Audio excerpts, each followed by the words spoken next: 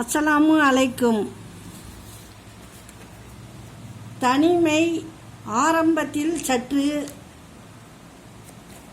கொடுமை, ஆனால் பழகிவிட்டால் அதை போல நிம்மதி எதிலும் இல்லை.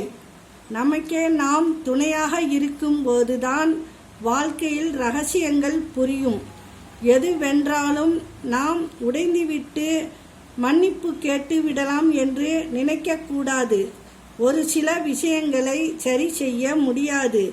சிலரது உள்ளமும் சரி, சிலரது உணர்வும் சரி, சிலரது நம்பிக்கையும் சரி. அனுபவம் என்பது பெரிதாக ஒன்றும் கிடையாது. எல்லாவற்றையும் இழந்த பிறகு எஞ்சி நிற்பது ஓர் உறவு.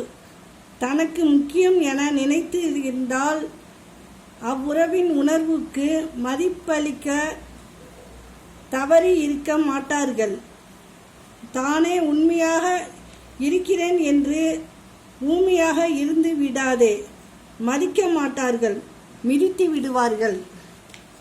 நீங்கள் சரியான வாழ்க்கை துணையை ஆரம்பத்திலேயே தேர்ந்தெடுக்கவில்லை என்றால் கடைசி வரைக்கும் சிரிக்க கூட முடியாது என்பது ஒரு உதாரணமாக.